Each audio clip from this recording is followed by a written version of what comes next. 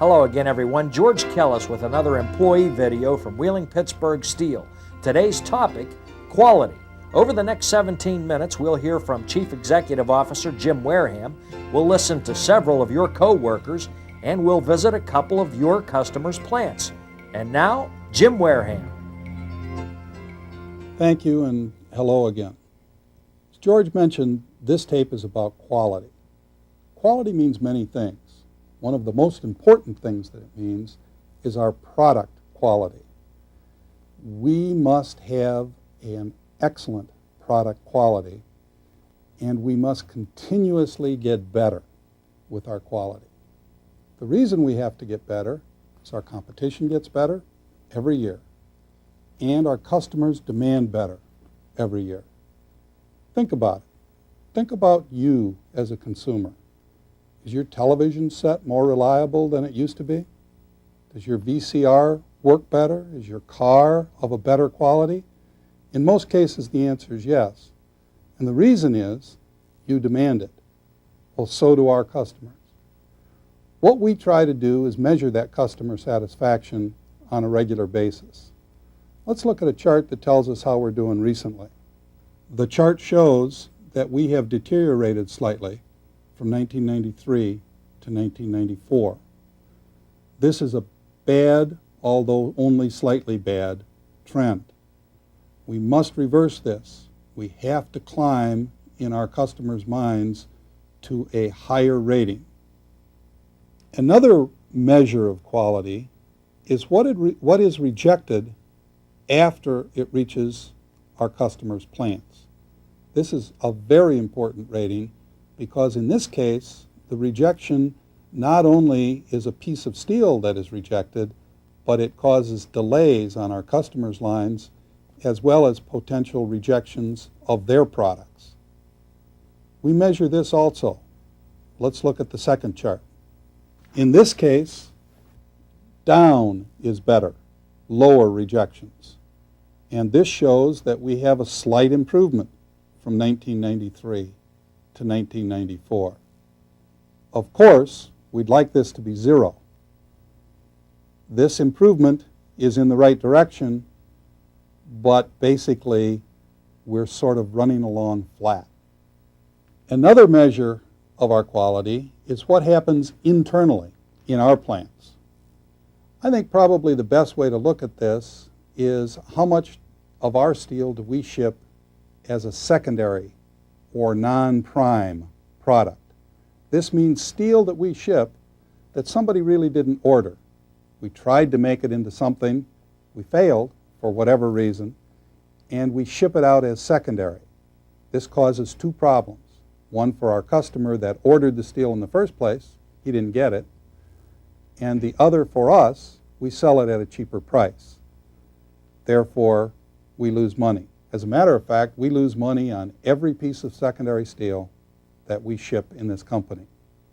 We measure this on a regular basis. Let's look at that chart. This chart shows a slight improvement, 1994 over 1993. We want to get lower on this chart. But look at the level. Over 9%, almost 10% of everything we ship is shipped as a secondary product, a non-prime product. Once again, the level is flat. This is an area that we must improve. I know that each of you appreciates how important quality is, and I know that each of you gives your all to quality. We have many examples of significant improvements in quality throughout our company. During 1994, our coke stability improved, the internal cleanliness improved in our steel shop, the gauge control in our 80-inch improved, the total rejects at Yorkville improved, the general surface quality at Allenport improved, and on in each operation, including yours. But the thing to remember is that there is no finish line. We must continuously improve in the world of quality. And now let's hear how several of your co-workers strive for quality. My name is Jim Menendez, BOF melting foreman. I'm in charge of the BOF shop on the turns. My job is to make sure the quality in each heat is hit as per customer specifications. If one guy doesn't do his job, the next guy can't do his. So it takes everybody as a joint effort to get the job done. Bottom line, everybody's striving to do a better job, to get better quality so that we have better customer satisfaction, we can make more steel. My name's Glenn Baker. I've been working at Castor since they started. I've been with Whg Pittsburgh Steel for 47 years. I'm a strand operator, and the way I make quality better is I follow the SOP as close as possible. They have the SOP the way you're supposed to do it, and that's the way I do it. If you don't do the job right and give them the quality they want, they'll get it somewhere else. I'm Bob Samuel.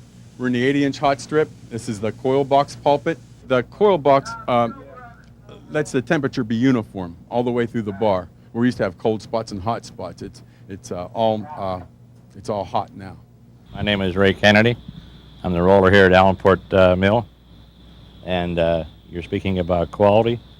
We're very quality conscious here at Allenport. We always have been. And more so now because that's what's keeping us working. If you put a bad product out, the customer's not going to order. So that's why we do this. The men on the floor do their job, and they do a good job. And we try to do a good job along with them. It's just like playing ball or anything. If you're putting your 8 hours in here or whatever it is, you want to do the best you can. And I think everybody's aware of that, and everybody does that. We're going to do the best job we can for ourselves and for the community. I'm Nick Pushnak. This is the tandem mill. I have 35 years, and I'm the floor hand on this unit. I check the sheets. I inspect them for quality, marks, whatever. That's primarily what I do. In my opinion, we're probably making the best sheet that we've ever made. In the marketplace today, to stay in business, you better make it good. You have to. You have to make it good, or you're going out of business. You're not going to do it. I'm Steve Catellis at Yorkville Plant, number 11 Temper Mill, and I'm the operator. We try to make sure we don't pick up any roll marks, any surface defects, make sure that we catch any other defects that may have been created somewhere else. Well, I feel good when I can do the job right. Customer's happy, they'll order more steel. More steel, more work. My name is Tom Richardson. I'm an operator on 4-coil preparation line at Yorkville Mill. Basically, we need to make sure that all the defects are removed for the simple reason without the customers, we're not going to be able to stay in business. And without that, not only does the corporation suffer, but you have to have it for job security of all the people in the mill. We have quality off-sites where we get to meet the customers, get to see their product firsthand, and it shows us what the defects do to their product, and so we know a lot more to what to look for and what's acceptable, not acceptable. Helps out quite a bit. My name's Vince Callender, and I'm a turn foreman at Martins Ferry plant. I'm in charge of the preparation and the shipping of coils and sheets. It's important the way we have to pack it the way the customer wants it in order to satisfy the customer. Well, that's the most important part of my job, to keep the customer satisfied. My name is Scott Lyden. I work on the 60-inch galvanizing line. My job is Inspector Shearman.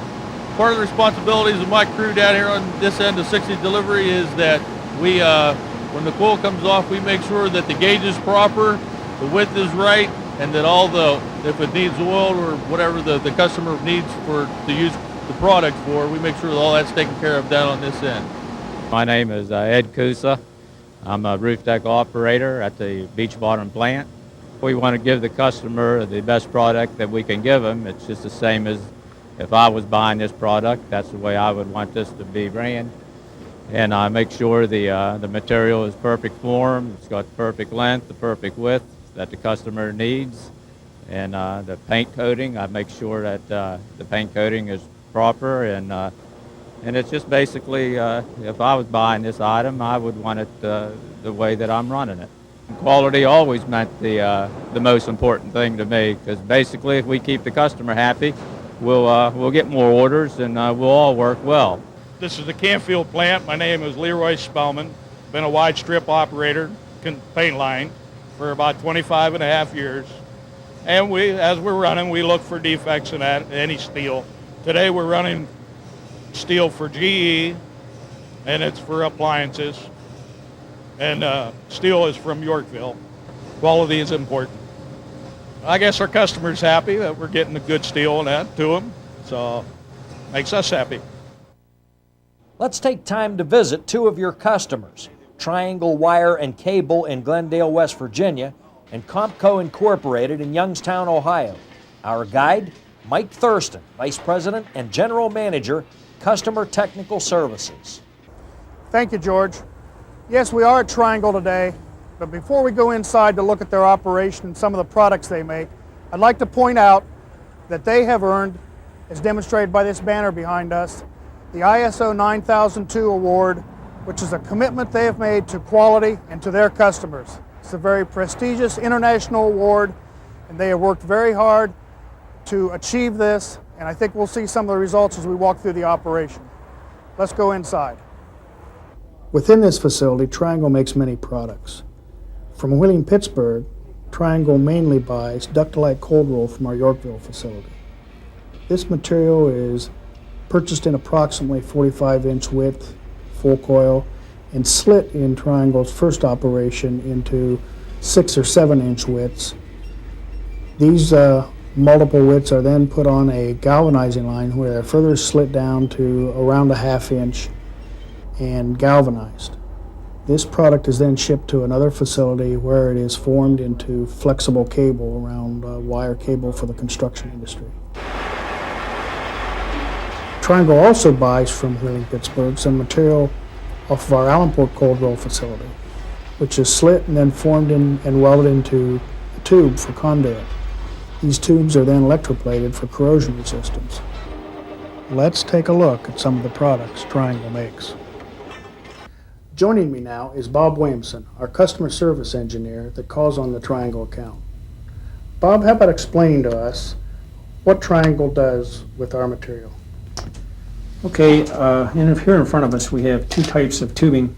One is the flexible tubing, and the other is EMT tubing. The flexible tubing for the electrical industry, we slit the material, or they slit down here, excuse me, they slit into very narrow multiples. They take our material, which is approximately 45 inches wide, and they slit into these narrow multiples. The other product comes out of Allenport, and this is the EMT tubing. And again, it's a little larger, but same type of thing holds true. They do slit it down into narrow malts, and then that material is formed into this tubing. Gauge control, surface, and rust, again, are three of the major factors for this particular product. Okay, so Triangles has some high standards, and we have to do the right job by supplying good dimension control, good surface quality, and a relatively pristine surface from a rust and cosmetic point of view. Thank you, Bob. I also want to thank Triangle for having us into their operation this afternoon and letting us view how they process our steel. Now let's go to Youngstown. Here we are at Compco Industries in Youngstown, Ohio. Compco buys hot-rolled pickled coils from our Steubenville plant. The Compco process consists of three main steps. First, stamping the steel into circular blanks. Next, forming these blanks into tank heads. Third, joggling the edge of the heads, making them ready for assembly into tanks. These heads are then shipped to Compco's customers for assembly into pressure tanks such as air compressors, propane tanks, and water tanks. Okay, Bob, here we have a couple examples of the type of heads that Compco makes in this process.